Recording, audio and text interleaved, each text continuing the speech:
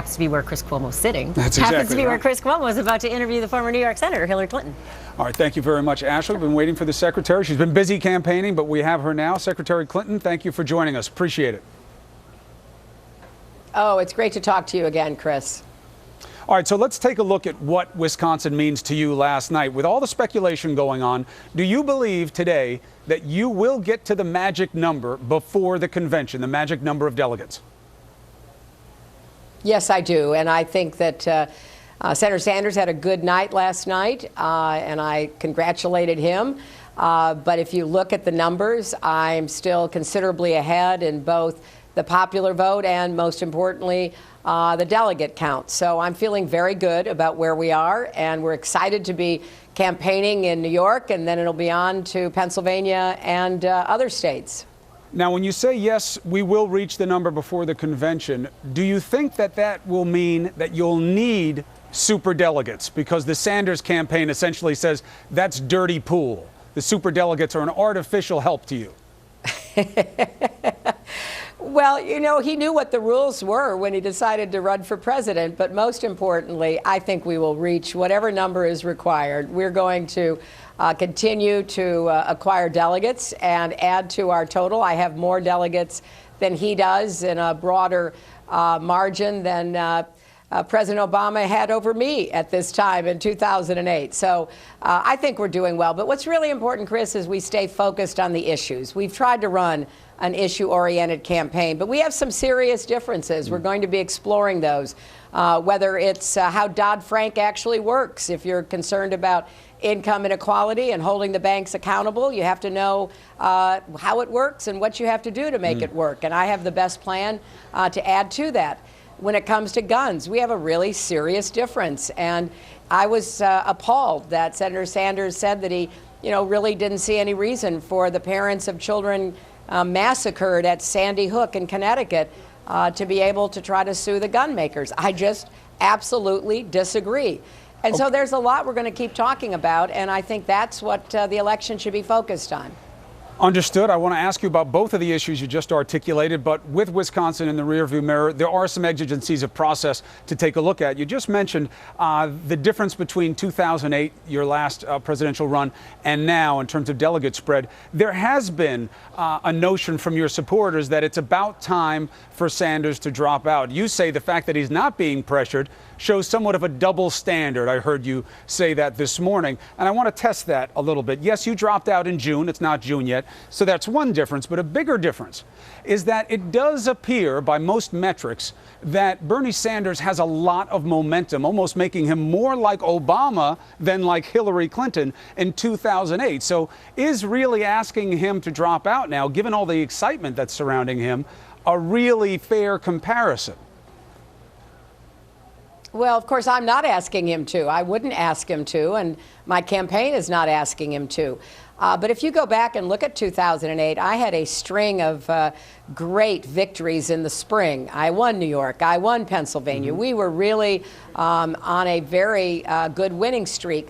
However, I did not end up with more delegates. I actually, by some measures, ended up with more popular vote, but it's delegates that count. And so I think let's keep focused on what the facts are here. I have a really considerable lead in the popular vote, and I have a considerable lead in the delegates. But again, we're going to take our various cases to the states that are coming up. We're going to be making those vigorously. I'm sure that the senator will, and I know I will.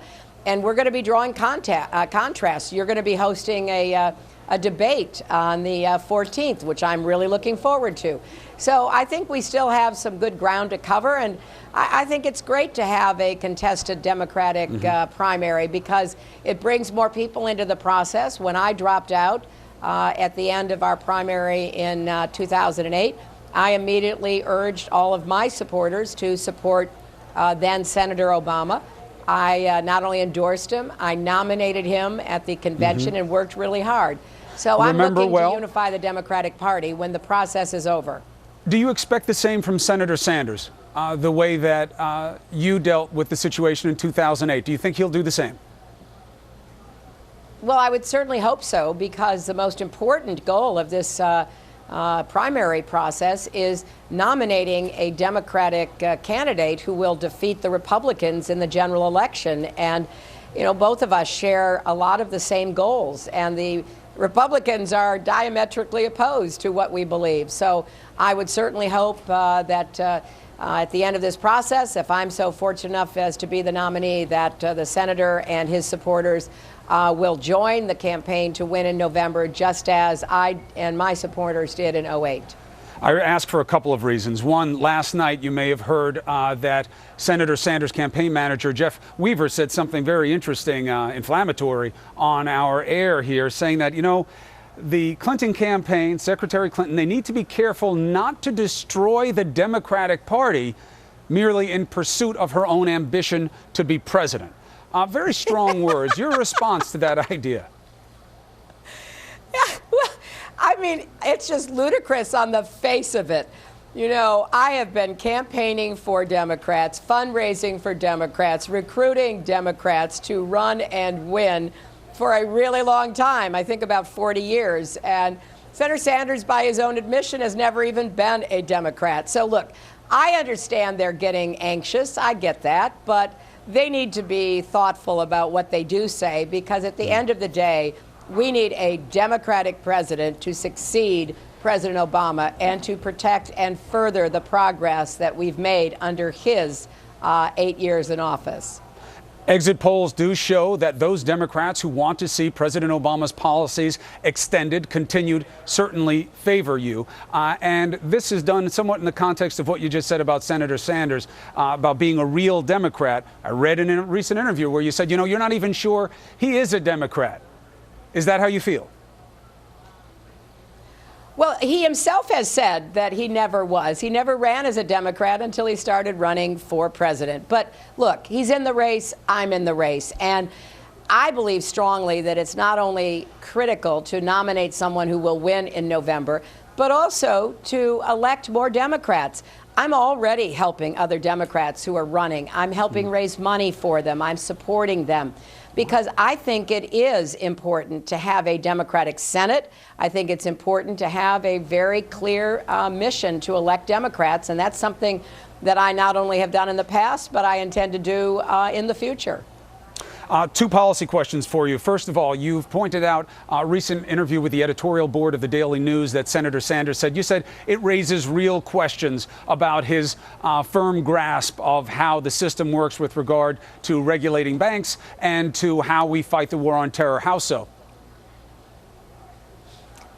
Well, he's been campaigning now for a year on his core message of inequality, which I absolutely agree with, and I've put forth my own plans. And in the interview, it seemed unclear as to whether he understood how Dodd-Frank worked, how we would go about breaking up banks that were posing risks to our economy. I think I and many other people were surprised, because that has been the centerpiece of his campaign. I've been saying for many months that it's not enough to just have Dodd-Frank on the books. My plan goes much further, and independent experts who've analyzed it say it's a top-to-bottom effort to try to rein in the risks in the economy. So I've given a lot of thought to this. I've worked hard to come up with plans that will build on Dodd-Frank. I'm committed to using the tools in Dodd-Frank as they are described in the legislation, if that arises as a crisis that requires response. So I was, I think, a little bit surprised that there didn't seem to be a lot of substance to what he was saying. How much more substance does he need other than, I want to break up the banks, we'll figure out how. I want to go after ISIS, I'll figure out where I interrogate them. Well, it's going to be up to the voters to decide. But a lot of people would say, Secretary, it's about what you want to do. You'll figure out how later. Yeah. Yeah, well, that's not the way I've seen it work over a lot of years and a lot of reading of history. I think the presidents who are successful know what they want to do, and they know how to do it. And they hit the ground running, able to do every aspect of the job, both as president and as commander-in-chief.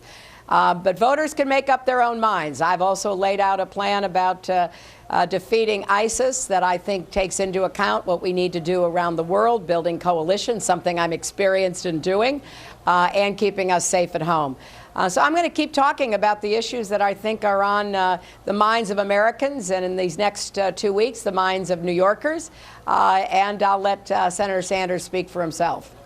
On the same cover of the same newspaper where he did the interview, the Daily News, today they're going after Senator Sanders about Sandy Hook. Not easy to say, not easy to read either, Secretary. I mean, this is so emotional, so difficult. And the core issue comes down to, should gun manufacturers be liable for their products being used illegally?